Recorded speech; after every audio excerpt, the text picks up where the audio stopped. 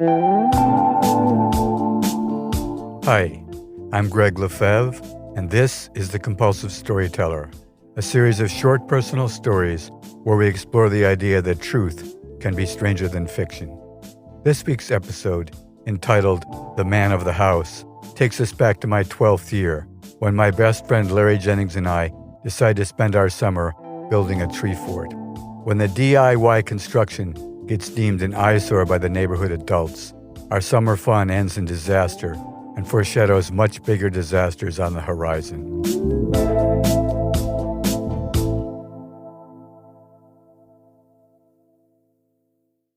The Man of the House.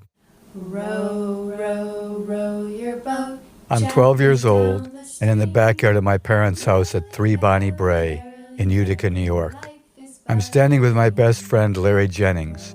At the back corner of the steeply sloping yard is a large triple-trunk black cherry tree. Each trunk forks at about 15 feet off the ground, which we decide makes a perfect place to build a tree fort, and agree to spend the summer doing just that. Merrily, merrily, life is but a dream. As we start to build our tree fort, unbeknownst to the two of us, on the other side of the world, the Viet Cong start to organize into military units to fight the Army of South Vietnam, which is being advised by the U.S. military.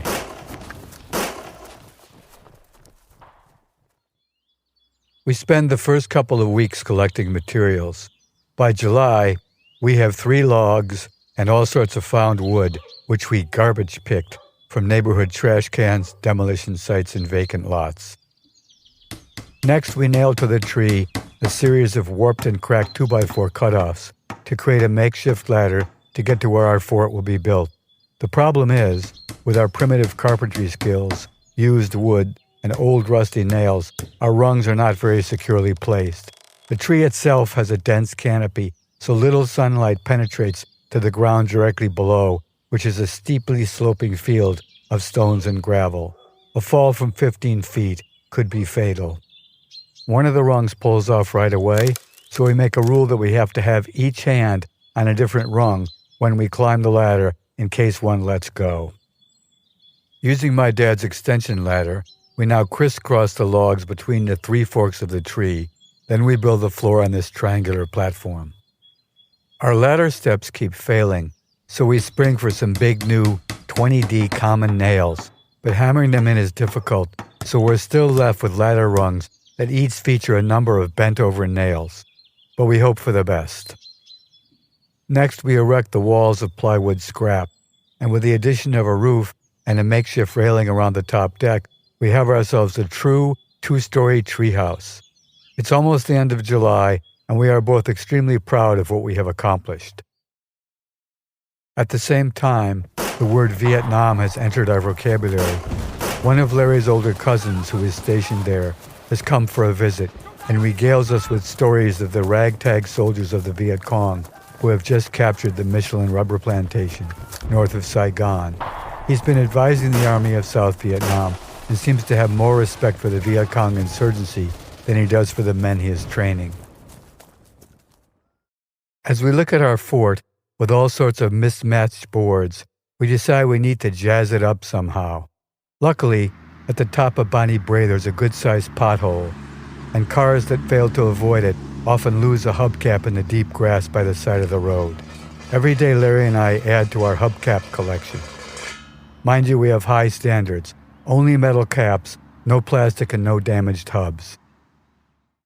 As they are nailed to the fort walls, all these different metal discs nicely unify our design. One day as I climb up the ladder again to add a few more hubs, another rung lets go, and I fall a few feet to the ground, but only suffer some minor cuts and scratches. We finish off our glorious structure with 2 final additions: a skull and crossbones flag flying on a flagpole above, and a No Girls Allowed sign nailed to the trunk by the ladder below.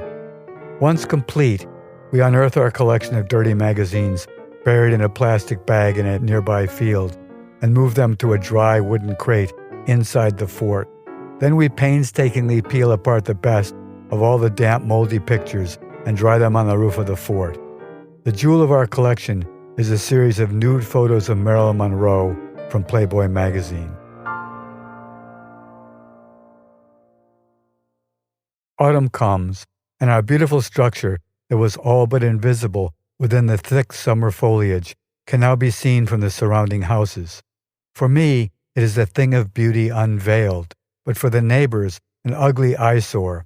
It just takes a couple calls from the man of the house of each neighbor for my father to issue an edict. The tree fort has to come down. I think to myself, no way, we worked on it for 3 months, but I keep my mouth shut and leave in a huff. The next day, Larry isn't around, so I take it upon myself to go around the block and knock on the front door of the house directly behind ours. The woman who opens the door I'd seen before in her flower garden behind our fort. She invites me in and offers me cookies and a glass of milk, which I decline. Ma'am, I'm one of the kids who built the fort behind your garage, and I guess you complained to my father, and now he's ordered me to take it down. We worked on it almost every day for the whole summer. What if I took off the hubcaps and painted it? She responds, actually, it was my husband who called your father. I'm sorry that you have to take it down. Maybe painting it would appease him in some way. I continue, we could paint it the same dark gray as your garage roof, which it's directly behind. She says, that's a nice idea, then continues, but instead of asking him now and having him say no, why don't you paint it first and then I can bring it up to him that you tried to fix the problem. She smiles sweetly and asks again about cookies and milk, and now I accept. It doesn't seem like I'm taking a gift from the enemy anymore. Larry and I then remove all the hubcaps and paint the entire structure to match the color of the roof of their garage. When my father looks out the back window and sees what we have done, he asks sharply, why would you paint your fort when you know it has to come down? Because it doesn't have to come down. I made a deal with a woman who owns the house behind us. He responds angrily, well, we'll see about that because it was her husband who called. No, she's going to handle him, I say with a smirk. He shoots back, you think you're a little smartass, don't you? Well, what about their next-door neighbor? I received a call from the man of the house in both instances. I walk away disappointed. Now my plan to save my tree fort has another snag.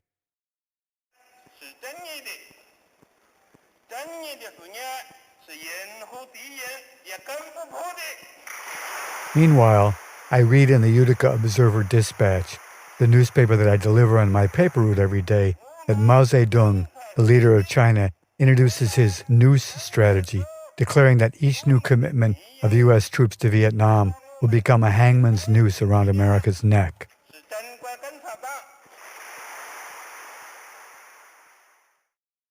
The next day I knock on the front door of the other house, but unfortunately, no one is home. However, that evening, calls come in from the neighbors again that cut off my plans permanently. The first call comes from the house behind ours, with the man of the house again requesting that the tree fort be taken down. The second comes from the other house behind us, where the man also insists upon its removal. Take it down tomorrow, my father orders. I am so crestfallen and disappointed that I don't even bother to call up Larry. I had to talk him into painting the fort to begin with against his will, so I certainly can't ask him to help demolish our newly painted fort. It is near dusk, on a dark, depressing weekday in September, when I climb the tree ladder for the last time, teary-eyed, with a crosscut saw in hand. Amazingly, the ladder is held out for the whole summer with no major mishap. My basic plan is suicidal. Just cut the 3 support beams with me inside and go down with my ship. The deeper I cut, the harder I cry. It only takes cutting through one end of one beam for the whole edifice to tip sideways and then go crashing to the ground, with me wailing inside. Our next-door neighbor, an old-school GP named Dr. Panzone, is just coming home from a house call when he hears the collapse. He hurries over with his medical bag in hand, pries aside some planking, and pulls me out of the rubble. I seem completely unscathed, though I'm still crying, not from pain or injury, but from a broken heart. Are you okay, son? Yeah, I answered, struggling not to cry. He examines me all over, pushing here and prodding there, then declares that I'm in perfect condition. Do you have any idea how lucky you are? I respond with a half-hearted shrug and wipe away the last of my tears. The next day, my father orders me to clean up the mess. But as a silent protest, I leave the wreckage of my fort to linger in our backyard for a week. When I finally begin the cleanup, using a claw hammer to pry nails out of the pile of 2x4s and plywood, I'm suddenly brought to a standstill. Looking at the daunting pile of debris, I ask myself, okay, what have I learned? You can't trust your parents. You can't trust your neighbors. And basically, you can't trust adults. I hope that when I become one of them, I won't treat kids the way they've treated me. And I end my introspective moment with, yeah, right, cookies and milk. In my 18th year, 6 years after the demise of our tree fort, I relearned this same lesson, but the stakes are much higher now. America has sent 500,000 young men to Vietnam, most of them against their will, and Larry is one of them. It is autumn again, and I am away at college, which helps me to avoid the draft, when I receive the heartbreaking news that Larry is dead. He's become one of the 58,220 young men who've been sent to their graves by the real men of the house. Men with names like Jack Kennedy, Henry Kissinger, Robert McNamara, and Lyndon Johnson. Men I've hated ever since.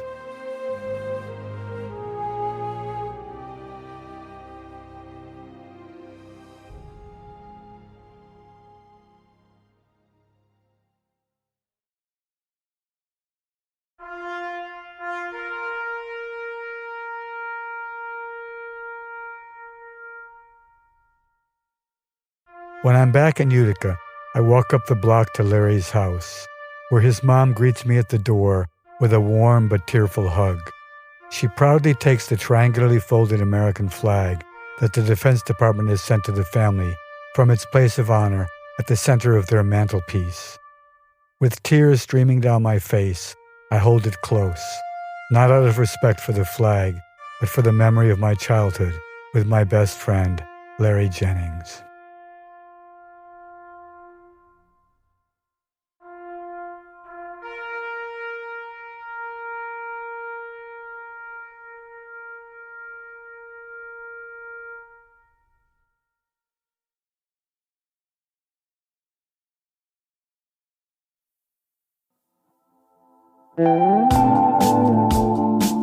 The Compulsive Storyteller is written by me, Greg Lefebvre, and co-produced with Peter Kokoma, who has also composed this week's music and made our theme song. If you enjoyed this week's episode, we'd love your help sharing the show. Please subscribe to The Compulsive Storyteller for free on Spotify, Apple, or wherever you listen. And if you would leave a review, that would be fantastic. Follow the show on Instagram at The Compulsive Storyteller, and check out our website for more information at thecompulsivestoryteller.com. Thanks for listening, and if you don't like this one, the next one will be another story.